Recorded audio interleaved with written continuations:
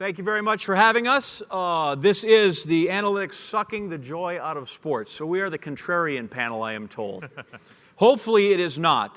The panel, not about using analytics to give teams a competitive advantage that we hear so much about, assist them in decision making, perhaps make franchises more profitable, all those good things that analytics can do. We're trying to see how that impacts the fan, how the numbers that we have and all the access we have to this information and data can be furthered to help the fan experience and make them get better. We want to focus on how those analytics can somehow further that experience so that I enjoy my game more than just watching SportsCenter, watching it on a TV for 3 hours, how I can be more informed as we go through that. And we want to find out if all that information here is adding to your enjoyment or if perhaps we're bogging it down, thus the title is Analytics Sucking the Joy Out of Sports. Good Lord, that's happy, isn't it? Before introducing the esteemed panel you see here, I'm going to give you a quick background on my analytics. I wear glasses, so I look smarter than I am. My favorite analytic in sports is the final score. I sort of have to work out back from there, and sort of that's the pebble and the concentric rings that come from there.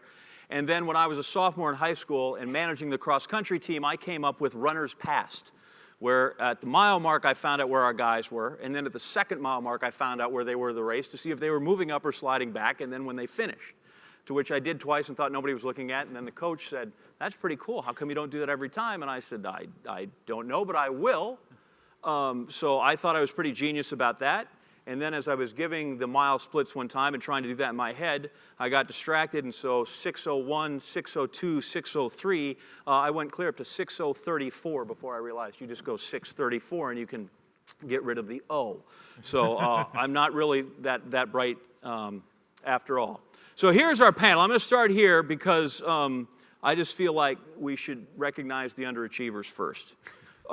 Duke graduate, All-American, national champ, 4-year Letterman, 13 NBA seasons, twice an NBA champ, once got the Rockets to all wear garish red blazers on a 22-game win streak, eats at a Waffle House on occasion after big games, guest appearance once with Duke University Improv, correct? Correct. Known as DUI. That doesn't show up on the resume. And he is the Detroit Country Day grad who is not Steve Ballmer. Shane Battier.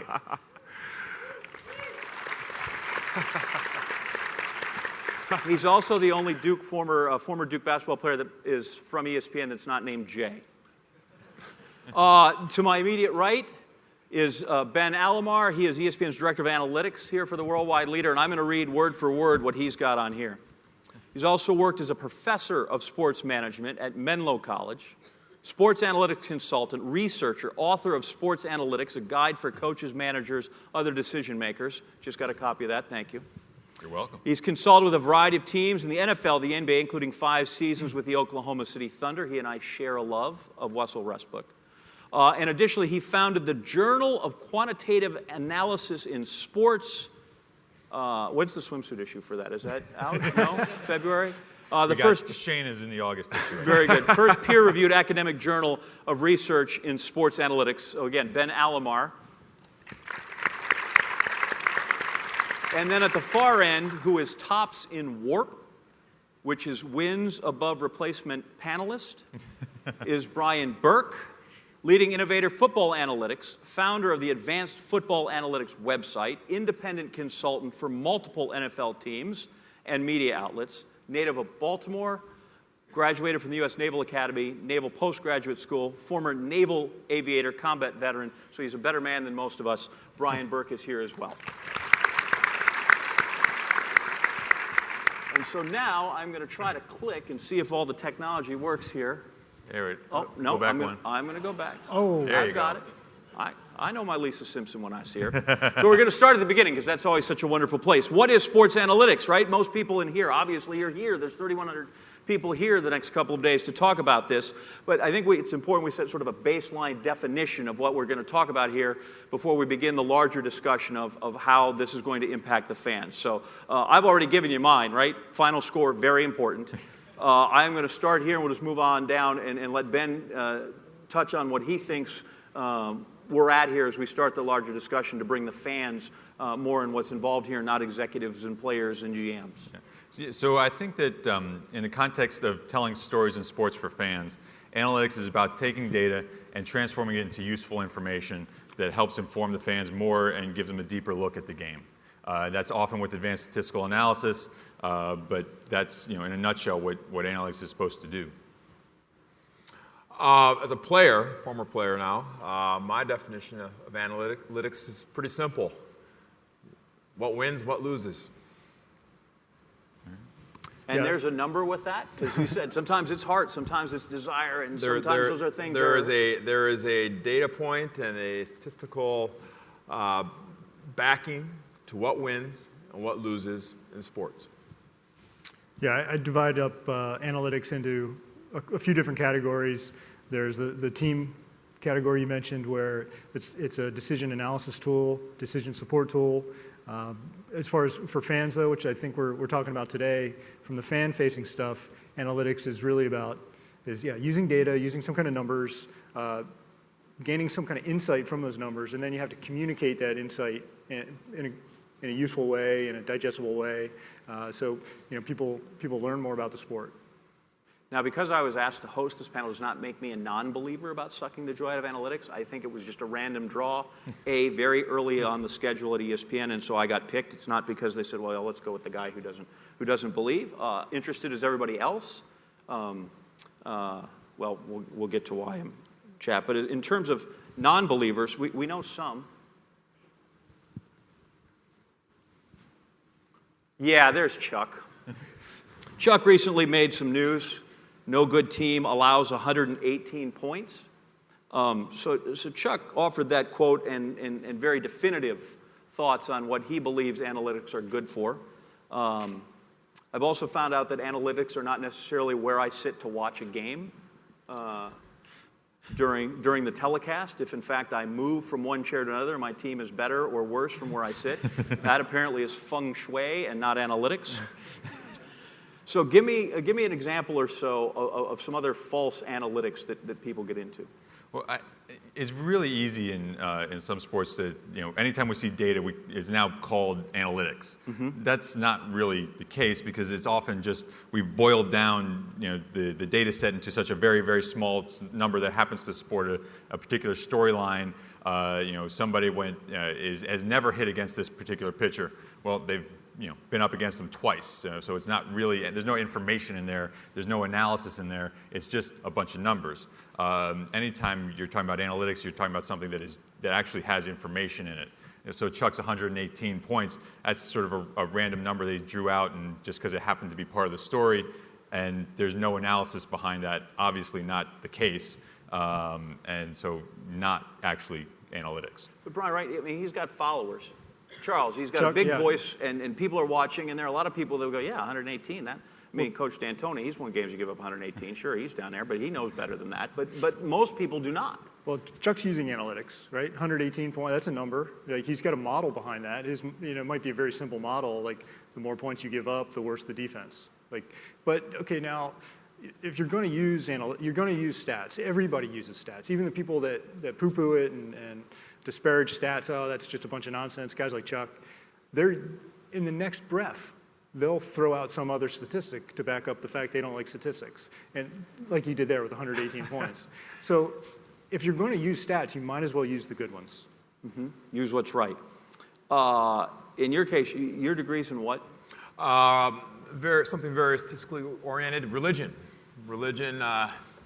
So if people worship at the altar of OPS, plus minus, is that a comparative religion or not? They're going to go to a very good place. That does not. when their time passes. It goes through. Okay, so we've got Chuck. He's a non-believer. We're trying to convert people, but mostly what we have to do is convert our audience, right? We have to make sure people that are out there watching, that are buying tickets, that are turning on our TV, believe in what we have to say. And so some of the examples, because for most of us, especially in my position, the idea we want to get to is, where is the depth here? Where is the context? Where is the perspective? Okay, great. Team A beat Team B, and the score was this. Most people, when we put it up on the screen, can read that. So in my job, and most of our jobs, we need to be better than that. walk me through here win probability, because I watched the end of this game and I just went, wow, that's a heck of a comeback. Yeah. But apparently it's more than that. Well, so that's where the win probability models can really add to a story, because yeah, you can see it. It was wow, that was a great play and it changed the game, but it was much deeper than that. And when you look at score differential 7 points, it came back from 7 points down. That doesn't seem like a incredible comeback. It seems like, wow, that was pretty cool. That was neat at the very end. But our win probability models tell us now that there was less than 1% chance in that game that they were going to come back. And so there are other cases, other comebacks, and where win probability really gives context to what's happening during a game. Whether it's a comeback, whether it's not a comeback, whether some is just a total beatdown. That's the win probability adds to that story in a way that it helps the fans put it all in context of all the other comebacks and things that they've seen. You mentioned it at the very beginning. You said, for me, I look at the win, who won. That's the most important part of the box score. And then, what emanates from that, the pebble in the pond, and how does the story develop from the win? So that's what win probability does. It starts with 1 or 0. Either you won or you didn't, and then it works back from there. So it's a kind of the killer stat for people who, and they're right in saying, what really matters is winning. All that other stuff is interesting or kind of window dressing, but what really matters is winning. And that's what the win probability stat gives you. And it starts with that win and works backward from there. So it really, for some of the non-believers, I think it's it's kind of the gateway to more analytics. I think we have to back this discussion up even further. Why do we watch sports? Why do we watch sport? Why are sports the most compelling thing that we can choose to spend our times invested in? I watch it so LeBron loses. Well, it didn't happen much last couple of years. We watch because we are interested in the human condition. We watch because we want to see how two individuals, two groups of people, when they meet head to head, who will prevail based on intellect, strength, speed, intangibles. All right? That's why ESPN pays big dollars for rights, live rights to fees, right? Well, so you're saying that's better reality TV than Wipeout? It's close. Okay.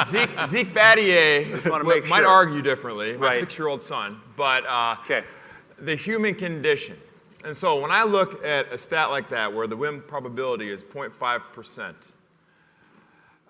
it gives me a context as to how both those teams handled either the cushion and the overconfidence of having early success, but it also offers me insight into the determination and the heart of the team that made the comeback, that only had a 0.5% chance of winning. And that's what we're talking about. All right? People get caught up in the actual numbers. It's not about the numbers. It's about taking those numbers and putting it into a human conditional context. And that's where I think that these statistics and analytics can add. And they can shed light as to how people handle pressure, how people handle defeat, how people handle losing streaks, winning streaks. And that is the challenge for all of us as broadcasters to drill down to that most basic human element, competition.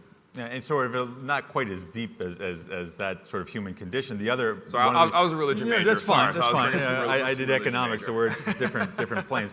But another reason that we watch is sort of the wow factor. Like we see things that we never would expect. It's one of the few forms of entertainment that you can go see and is truly. We don't know how it's going to turn out. Yeah, it's and uncertainty. So this sort of the win probability really zeroes in on that fact. Like there was almost no chance, and so everybody watching would have assumed that this the game was over at this point, but it wasn't. That's oh my God, that's incredible. It does give some truth to the coaching. You see the guy, he's raging up and down the sidelines like we are one big play from getting back into this thing. That actually can happen. Yeah. But I'm with you. It is. We watch because it moves us It is, has anybody ever actually successfully DVR'd a game that they couldn't get home to watch and didn't get the answer to? I mean, like, it just doesn't work. You've been able to do that? Congratulations. I can't enforce radio silence. You need more friends, obviously, to ruin your life. Because that doesn't happen to anybody, you know?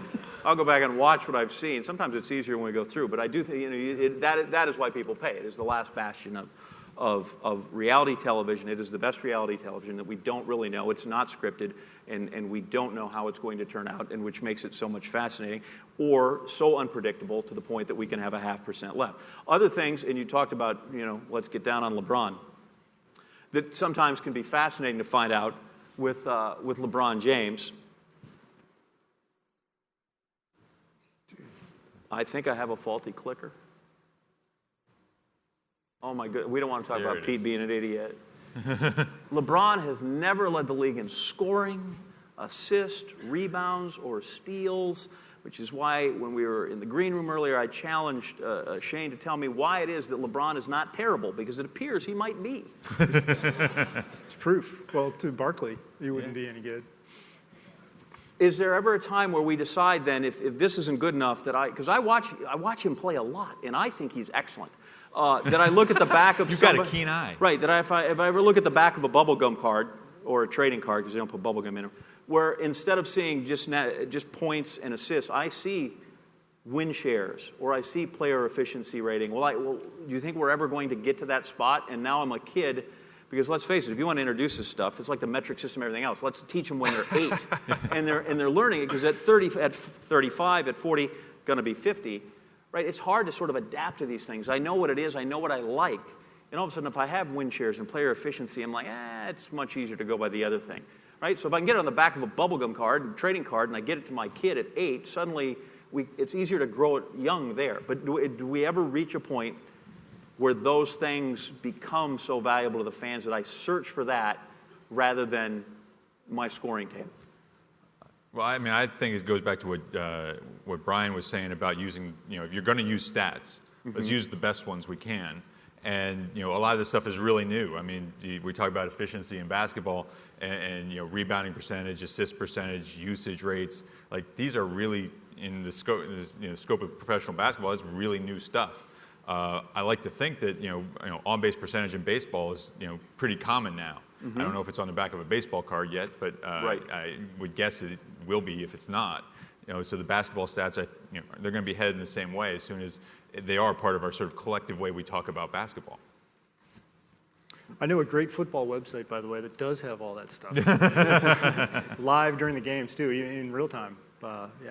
Search for it.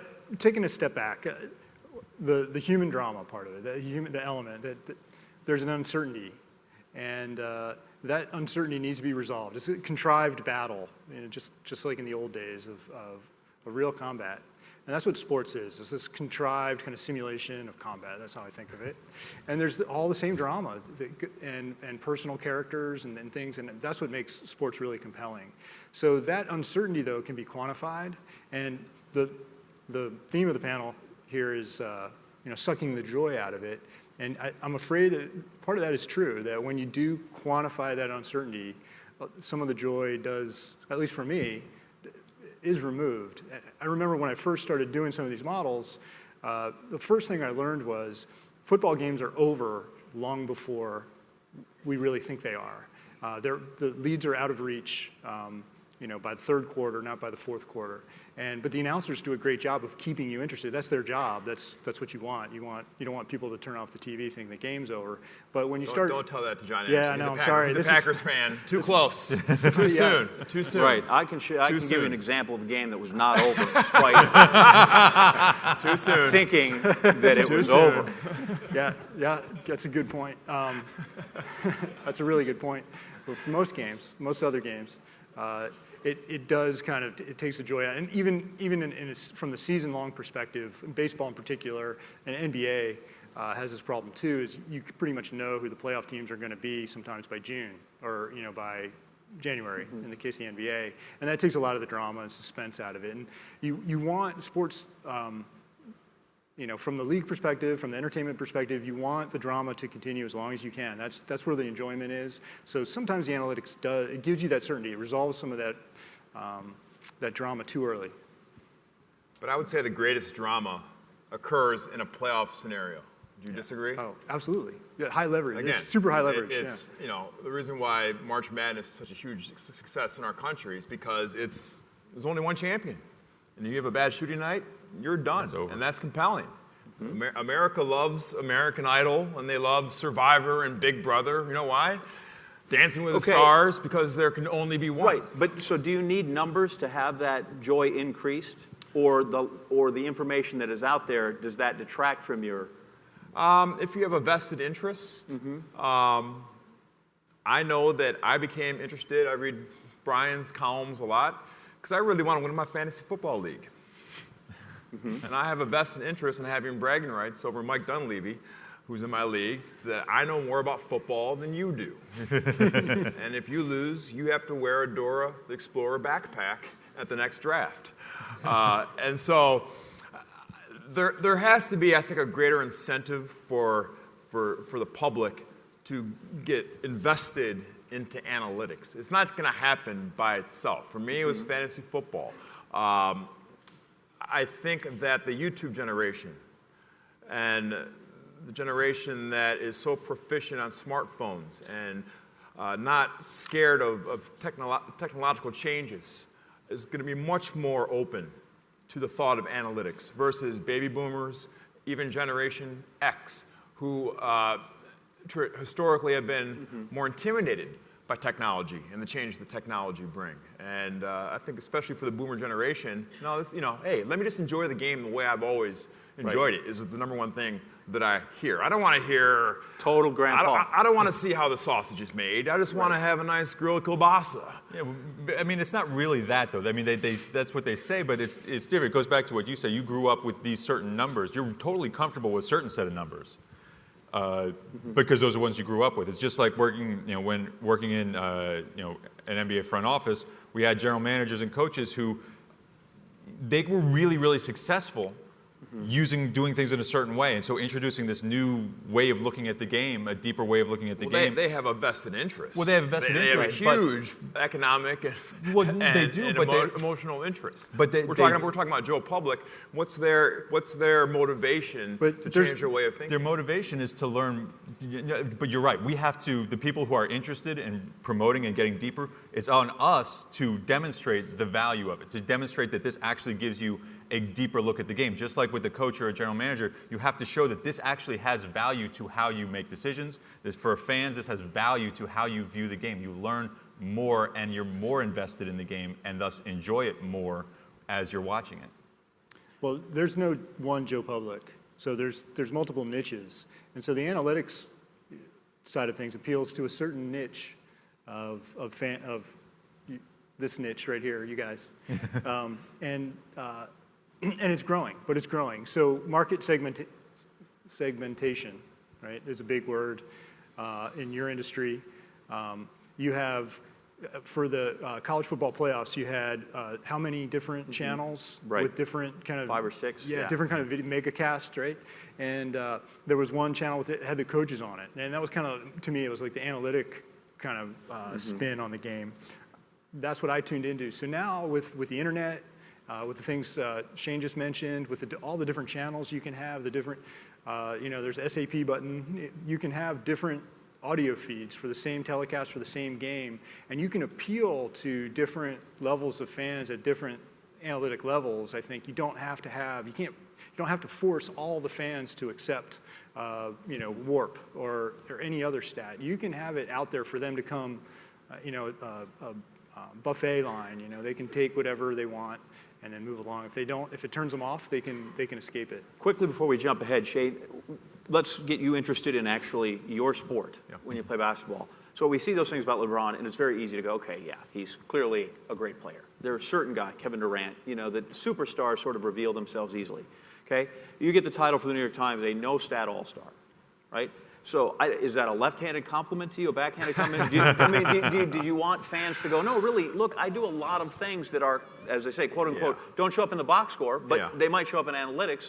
And I'm not saying you're craving appreciation, but would it be nicer if sort of somebody went, wow, look, I have value here that is not necessarily 30 points a night. It's always nice to get a pat on the back and say, you know what, job well done. But from the first time I picked up a basketball to the last time I put it down, I never played for that stroke. I played to win. And I realized at a young age that the way that you play and you're a valued member of the team and you stick around on that team or the league is do whatever it takes to help your team's chances of winning increase by this much. And if you do this enough, all of a sudden that turns into this, and all of a sudden you're a pretty good player. And for me, my journey was a little bit different because I was always slow and unathletic, and I failed the eye test. No one looked at me and said, man, that guy is an alpha dog male. He's going to be a 13-year NBA vet, 2-time champion, all-time winningest college basketball player of all time. No. I apologize, I left that out. You left that out. Johnny left that out of my bio.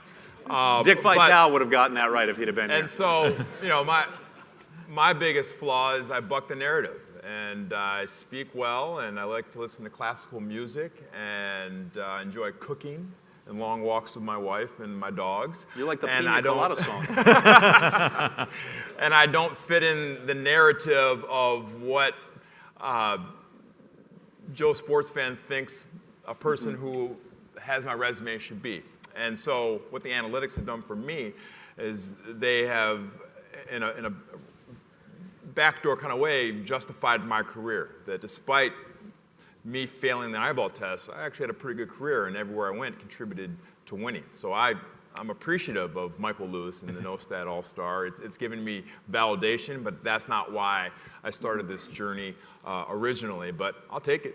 Well, and it's a great story too. And there are lots of Shanes out there, and particularly in football, where there are so many guys out there that are really great and have huge contributions that we have it's hard for a fan to understand the contribution of a left guard and how impactful a nose tackle can be. But and we're not there quite yet, but in the next few years as the data develops and we can put values on those guys and really show people what it is that they're doing that's helping their teams win, then there'll be a lot more of those no stat all-star kinds of stories out there that people can enjoy and see a different dimension of the game. Now how far are we from that, by the way? Is that coming Talk soon? to the NFL. Do I have to Talk worry to the NFL about that. Is that the last bastion? Is the NFL, is that the one that's got to catch up here? Oh, yeah. NFL by far. Football is just a harder nut to crack, just by the nature of the sport. You just don't have, the axis probably runs from baseball, which is the simplest, and you have very limited sets of outcomes, very discrete, to get a little nerdy on everybody. All the outcomes are discrete. You either get a single or not. And in football, the outcomes are really continuous. And you have time is now a variable. In baseball, you don't. And then for sports like hockey and basketball, it's somewhere in the middle. It's still very dynamic, but you've only got 5 players on the court. So it's a little bit easier to kind of parse apart player contribution to the overall outcome. With 22 players, all these different interactions, it really is the ultimate team sport because they depend on each other so much. 2 players can't really take over a game, the way maybe an NBA game could go. So yeah, it's the last frontier. Click. Au contraire. Because sometimes 2 guys can decide a game. If that guy is Malcolm Butler and the other guy is Russell Wilson. By the way, comparative religions, did you know God likes Russell Wilson better than anybody else? Nah. Right up until Malcolm Butler. That was news to me. Right until Malcolm Butler came in, and then he decided that he is forsaken me. That's, by the way, why there's so much snow here in Boston, because God really does like Russell Wilson, and he was so mad that they lost the Super Bowl. He said, I'm going to make it snow in Boston 10 inches every week until people can't take it anymore. So we look at this. Pete Carroll, is he an idiot? And of course, because if my team loses, I want the joy of saying, yes, my coach is an idiot. Even I could see to hand it off. And if I'm a Patriots fan, I just want to let the joy wash over me. We've won. Look at that. We made the great escape. And now you guys come along, and you're telling me that, the number of interceptions thrown on the 1-yard line in the course of the whole NFL season is 0. And now it looks like maybe he's not such a dumb guy. So am I looking at analytics, or am I trying to just find an alibi for this clown? Yeah, That was a really fun play to analyze. Yeah, it's probably not, the answer at the end of the book here is it wasn't so dumb. Yeah, it was probably a mistake. No, it was tremendously dumb. Haven't you heard everybody in the world? Yeah, it was about, the way I put it was about 9 parts execution. It was just a great play by the defender and probably 1 part decision. But yeah, I think, of course, as just a fan, you're going to let the joy or anguish kind of wash over you.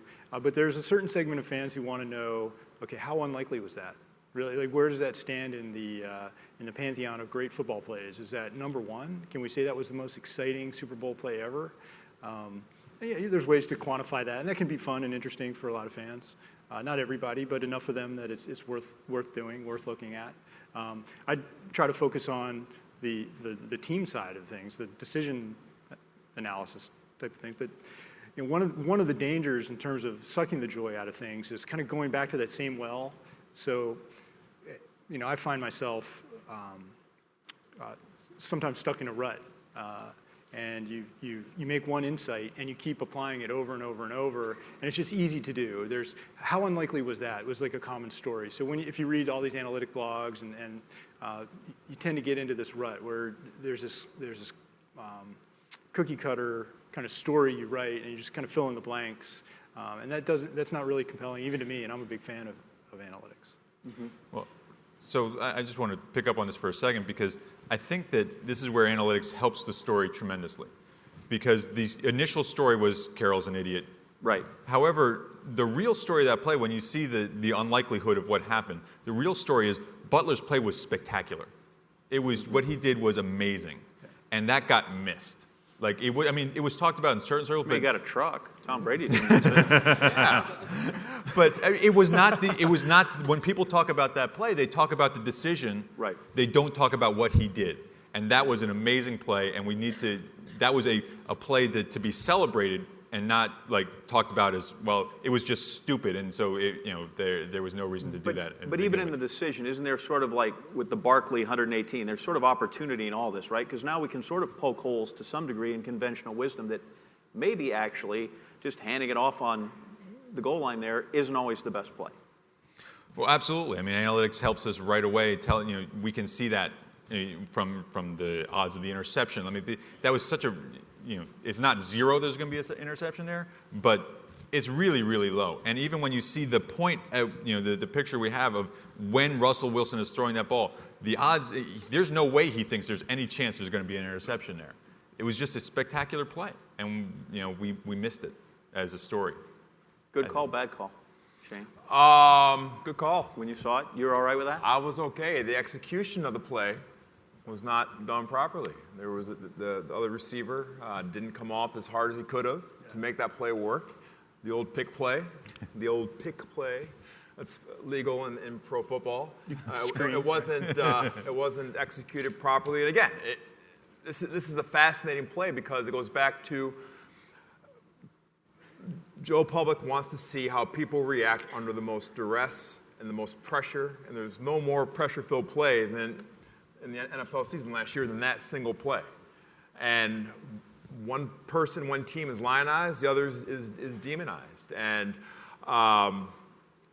it's funny, even 5 years ago, I don't think that particular play would have been scrutinized and analyzed as much as it was this year, right? Oh, no. 5 years ago. Yeah, no. 5 years ago. No, Pete's a dummy, end of story, right? End of story. End of story. And so it's great for our line of work. We have something to talk about now for months. We're still talking about it. Yeah. But I don't think that takes away from the thrill of the actual moment. And I'll always remember that play by Jimmy Butler and just saying, wow, what a courageous play. What an amazing play. And Russell Wilson, you feel bad for him. It's like, man, what an amazing competitor. Everything was affected by one single play. But that's what's compelling about sports, and that's why we'll continue to watch. How we describe it afterwards, I don't think takes away from that moment that we felt. Right, and sometimes just the other guy's just better, and that can blow up all kinds of numbers if the guy just comes through. And how we measure if guys are better, depending on what it is, when it comes to baseball, when it comes to football, we have all kinds of different metrics. And now this is one of my favorites. Now you're tugging at my heartstrings. Well, that's just because you haven't made as far as you want, right, Detroit Tiger fan? So now we're looking at traditional stats versus Sabermetrics, right? And Miguel Cabrera, Triple Crown winner, all hail. He's the MVP. And lo and behold, here comes this kid from New Jersey. He's 21, and he does all kinds of other things. He's stealing bases, and he's doing dumb things like saving runs in the outfield that we have to account for and all these other things. So I want you to explain to me once and for all, because I would vote for Cabrera again tomorrow, why Sabermetrics might be superior here in differentiating these two. So that's it, Shane. We win. Cabrera, yes. I mean, the question, for an MVP, which you're trying to answer, I think, is who is helping their team, who is contributing the most. And while a Triple Crown is sort of, it's a milestone that's traditionally very, very, important, and it's a rare thing to occur, and it's kind of cool. But we've got better ways to measure total impact now. And we can, we know from the data, from what happens, Trout was added more to his team, and he was more valuable. And so out of the things that he could control, and he did better. So that's an MVP. It starts with the win, starts with the result, and you work backwards. And the guy who makes the bigger impact, and in baseball, you can really put a number on an individual player. It's relatively easy compared to the other sports, and you can come out with a number, and it's hard to argue. It's really hard to argue with. They do such a good job, and they've been refining these statistics for so many years that, what you really want to know, it depends on the question. Like, we're all trying to answer a question with these numbers or tell a story, and but it depends on what that question is. And I think we're sometimes answering slightly different questions. If the question is, who was and this comes up every time with MVP. What does MVP really mean?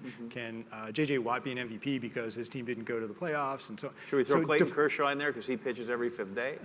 Right. Well, just define. Give me the definition you're looking for, and the numbers will speak for themselves. So I think one of the advantages of analytics is kind of a tangential point, but I mentioned this last year when I was here. Like it forces you to articulate what we normally don't articulate. It kind of it channels you into a groove where you have to make these definitions. Well, what do you mean by MVP? Tell me what you mean by MVP, and at least in baseball anyway, I'll give you the answer. If you define it as in this sort of way or that sort of way, I'll give you the numbers and rank the players, and this is the guy. So one of the interesting things, it kind of, and a lot of arguments exist because, a lot of debates exist because given your assumptions, you're correct. Given my assumptions, I'm correct. But we just don't articulate those assumptions. We don't articulate that core question, and we're trying to answer different questions. So I think one of the values of analytics is forcing you to articulate that. So I'm probably not smart enough to vote for the MVP. So luckily the baseball writers don't have a ballot for me. But are fans in general smart enough to be voting then for all-stars? Pick a sport. I don't care, baseball, basketball, football. Should they be involved in that? No, God. Well, I mean, it goes back to your question of what does it mean to be an all-star?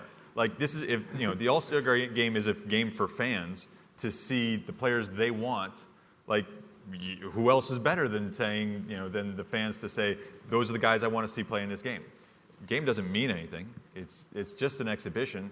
There are contract incentives in there for some players, but I have no problem with when it comes to all-star games. We're trying to put something on that's joyful for fans to see, and the best way to measure what fans want is to let them tell us.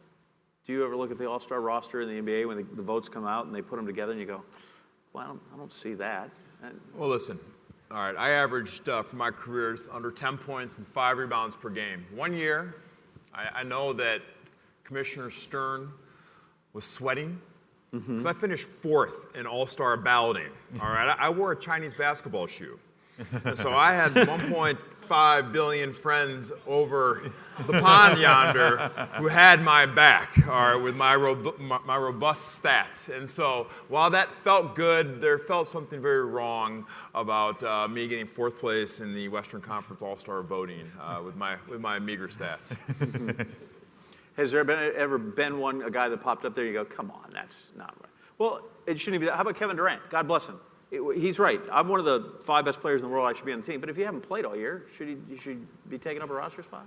I think it's the best performance up to that point. I think that he missed too many games to warrant a spot. I thought that the whole Lillard snub was a travesty because he was playing at an all-NBA level, and he was there for most of the year. I mean, that's right. I mean, Lillard, if you're trying to put together the best team out of the players in the Western Conference, Lillard has had a better year than Durant because he's been out. But if I'm a fan, that the general fan, you can talk about bias about Portland and whatever it is, but fans wanted to see Kevin Durant play. Why not give it to him? Isn't that what the game? I mean, the game is about rewarding the greatest, but it's also about giving the fans something fun to see. Click through here on Durant again, and we move forward. Like in some cases, I'm thinking these analytics are just giving numbers to things that we sort of knew already or that we have a grasp of, like a guy who is a volume shooter or a guy who's like, that guy, do you like him? Well, he's a hopeless gunner, And now, right, to some degree, we have numbers that help show us. Not that you can't appreciate AI as a guy who's 5'11" and could get to the rim or a guy who's 6'11" and can shoot three-pointers, right? But at some point, aren't these analytics, which is wonderful they are, is they're just sort of backing up things that we maybe sort of knew and had names for, but just didn't know how to put our finger on or to quantify?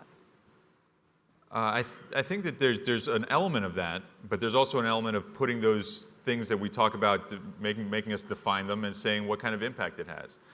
To say Iverson was a volume scorer, yeah, I mean, we sort of got that beforehand. Now we can see that was, there was problems with that in a way that we didn't see before. We have an understanding of the game and the importance of efficiency that we just didn't during Iverson's prime, because our understanding of the game has evolved. But do I want to appreciate Allen Iverson? Like you watch that guy. He's this tall, and the things he did were remarkable. They are. And there's not a number that you can tell me that will not make me love Allen Iverson for being the toughest guy despite being the smallest guy on the floor every single night. Again, I go back to my theory of the human condition, and people want to live vicariously through the top athletes in the world and to feel how they respond to ultimate pressure, and that's why people love sports. There's a usefulness in putting a number on something that we already sort of know. Right. There's really, I mean, let's say Walt Disney stock is pretty high. Like 104. I don't know. Whoa, don't get all analytic on me. Might be a little overvalued. So, yeah. So there's a, there's a real usefulness in, we know that the stock is pretty high, but you know what, we really need to put a number on this because we need to make some decisions based on this number, and we need it to be, we need to be very precise about what that is. So even if you are just putting a number on something we already sort of know, especially from a team perspective. So, if you can put a number on something, like we just put that number on something, now you've got a quantitative handle, a hook, that now we have centuries of mathematical capabilities that we can apply to that. And every other industry in the world, every billion-dollar industry in the world is using analytics to get that extra 0.5%. I'm sure the folks who study ratings and things like that are in advertising, and they're squeezing every last penny they can, optimizing when the commercials appear and which commercials go where. But the only billion-dollar industries that somehow are keeping analytics at an arm's length is like the National Football League and to some degree some of the other sports. Right, but that's sort of for the business and the leagues and stuff. For a fan, how much of that do I really need, you think? Well, like I was saying before, some fans really, there's a segment of fans, a growing segment of fans who really do that. And if you read the comments section on any sports article online, there's some really energized, vocal people, and so you can, it's part of the debate. People love having debates. That's part of the fun. That's part of the reason we tune in to see, the analysts after the game talk about, have a disagreement about what was going on. There'll always be people who just want to enjoy the game for the game. Yeah. They don't want to, there are a lot of people who don't want to look at athletes as people. They just want to turn on the TV and say, entertain me for 2 hours, okay, thank you very much. They don't want to see the ice bags after the game. They don't want to, they don't want to see the practice put in to get to the television. They don't want to see what went into winning this game. I just want to be entertained by sheer athleticism and grace and failure and ultimate drama. Right? I'm guilty. I'm the worst offender. Yeah. To me, when I watch a football game, when I'm not watching my home team, I have two different ways. When I'm not watching my hometown team, I'm sorry, but those guys seem like chess pieces out there to me. They don't seem like people. Maybe it's the helmet or something, but analytically, it does sort of dehumanize, and that's not a good thing. Next man up. Yeah, Jeff Saturday once said we did a story on SportsCenter one time. It was about the replacement players and the strike here. And Jeff said, we're all replacement players. Like when I retired, the Packers had a center the next time they went out there. They managed to find somebody that goes with me. As we squeeze money out in every dollar, clubs are left to make decisions on players, and now fans are left to sort of hedge at the pro shop, right? Am I going to buy that jersey? Because he might go. By the way, to do that in the NBA is dicey. In the NFL, the Dallas Cowboys right now, what's DeMarco Murray worth? We've seen the devaluation of the position, and we hear a lot about that. I think that's where, if you say the NFL's behind some, I think the fan has become savvy with the running back position to some degree that they go, you know what, I think we can find a guy that if you get a decent enough line, we can get him through there, and it might not necessarily be his skill. It might just be how many times we can get him the ball. Rushing attempts matter as much as yards per carry. So how do I start to put a value on DeMarco Murray? And in the Cowboys case, they've got to decide with him. And then there's Des Bryant, who's going to need a lot of money to stay as well. I think this is where analytics really helps the fan a lot, because the Cowboys may decide not to pay DeMarco Murray. And you go back 15 years ago, if they make that decision, based on whatever reasons they do, it would be a mystery to fans. That guy was huge for us last year. Why aren't you paying him? 1,800 yards, 390 carries. We need that guy. Can't live without him. He's a historic kind of player. We need that. But now, we can explain to fans, there's a reason that might not happen. So there are a lot of transactions, and the NBA is like this. It's getting increasingly difficult to understand what your team is doing. Why are they pursuing the strategy? There's no way you can explain that to a fan, and the fan be like, you know what? You're right. You're right. Well, I don't care if DeMarco Murray was an All-Pro last year. The numbers, you know what? The numbers are so cold. And you know what's warm? Watching DeMarco Murray run for 8 straight 100-yard games on Monday Night Football, And so, if anything, it calluses a fan more, because you're taking something that should be joyous and turning it into something very, very callous. Well, no, but the organization is the one that's going to be making the decision. So, the fan is the fan of the team. Bill Simmons, you're rooting for laundry, right? And so that's we have to understand. There's a segment of fans that you're right. There are Cowboy fans that just love DeMarco Murray, and they don't want to hear this, and that's okay. But there are also fans that are big Cowboy fans, and they really want to understand why, are the Cowboys really stupid for not doing this? Because they're very concerned that Jerry Jones may spend too much money. No. They just want to understand.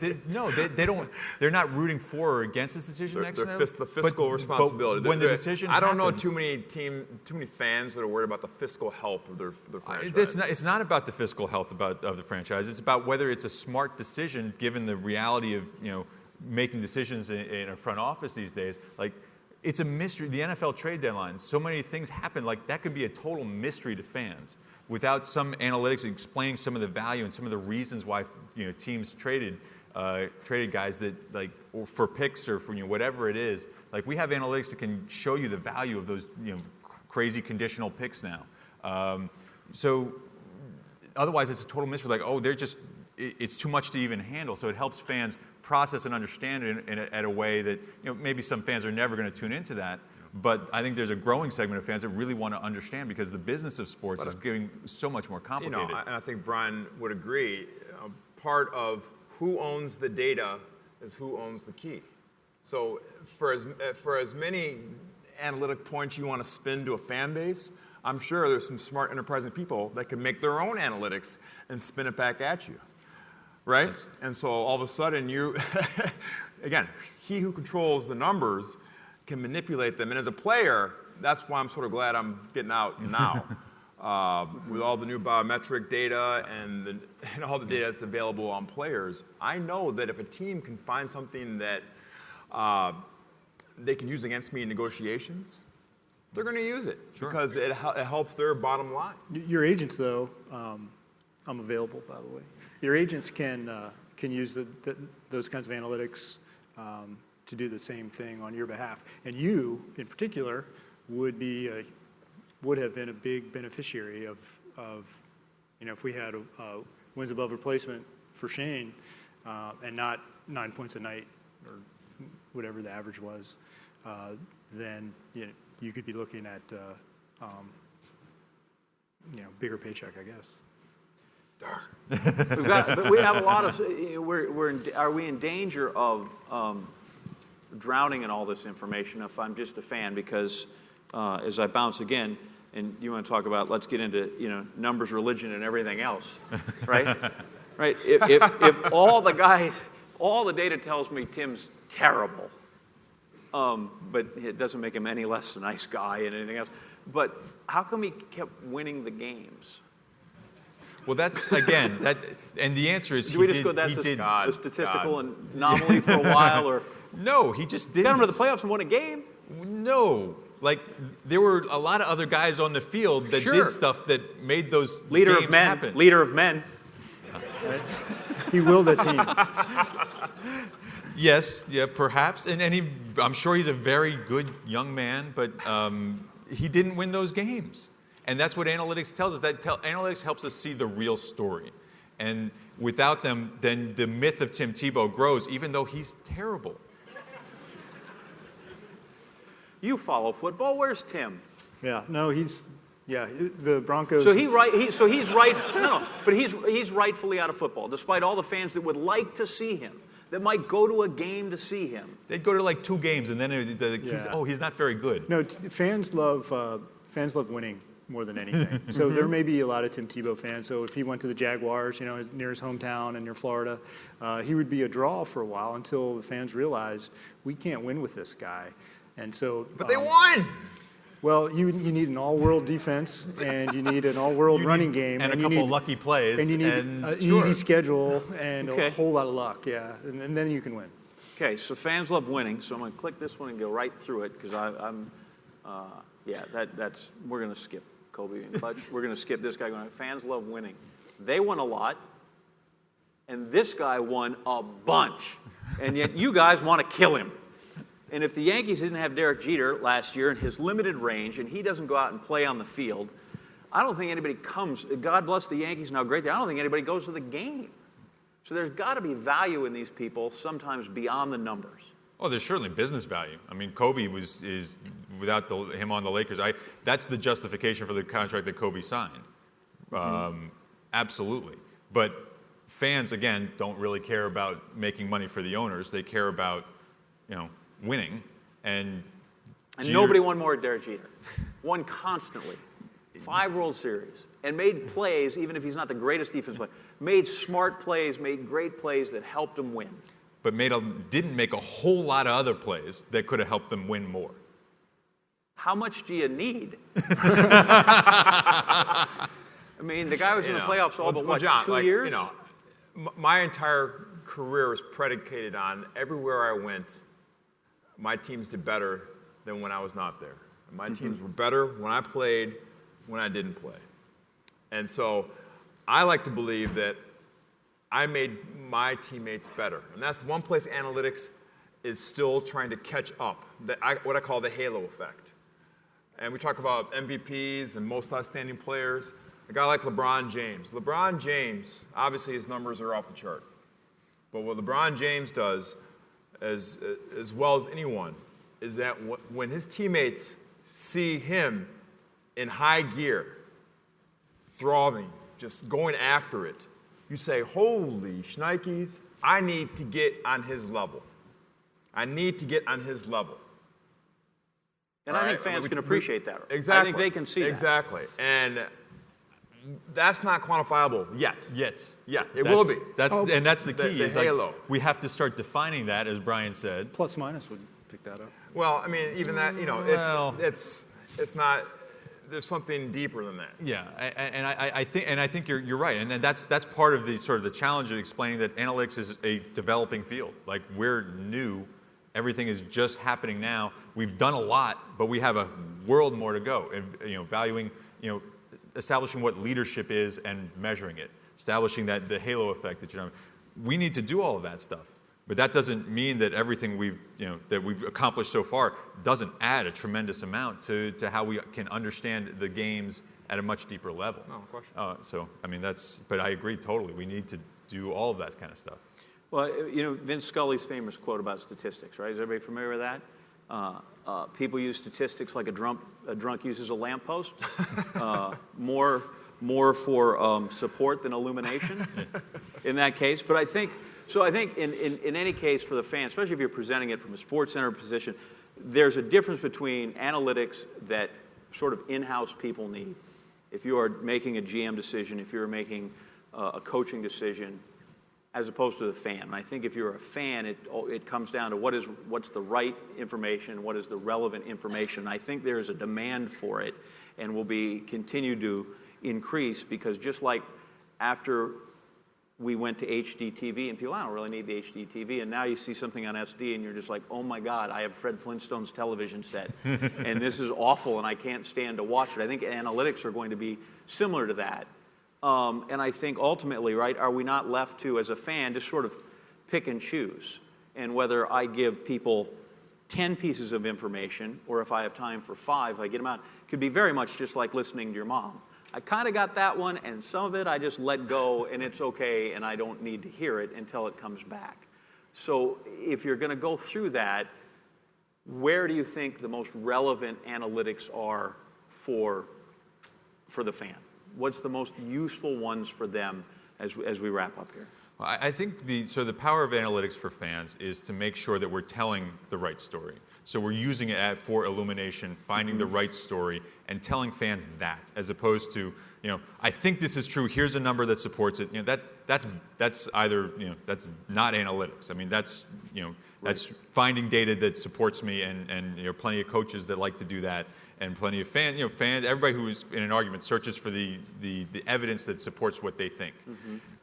Much better, we're serving fans, I think, much better if we find out what the real story is, and analytics helps us do that. Right. It's just about insight. It's about gaining insight. I think there's just that segment of the fans who crave knowing a little bit more, just understanding more about the sport, knowing which players are the secret weapons, and which players are overrated. And so from the fans' point of view, it's not monolithic. There's one group of fans that really crave that stuff, and I think it's growing. Shane, final word from you then. Are guys in the locker room paying attention to this? The guys who understand that these new stats can help them create an edge are listening. They're listening. Those who are poo-pooing it will soon learn that they are limiting their career. All right? And I always tell the story of the greatest player of my generation, LeBron James. I came to Miami with a knowledge of analytics, and I didn't beat him over the head with it and said, hey, LeBron, you're guarding Kevin Durant all wrong. You got to defend him this way. I went up to him one day and said, hey, when KD has the ball in the post, he's shooting over his right shoulder.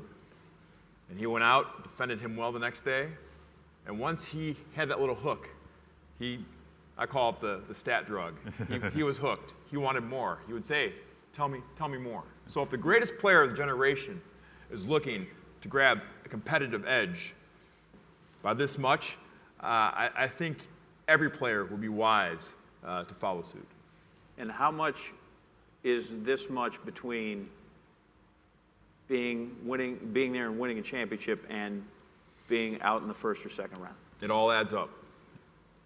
No matter how small the advantage you gain, just like playing the stock market, or just like playing blackjack in Vegas, every basis point that you can accrue, they all add up. And if you get a team of people accruing those basis points, guess what? You have a nice shiny ring at the end.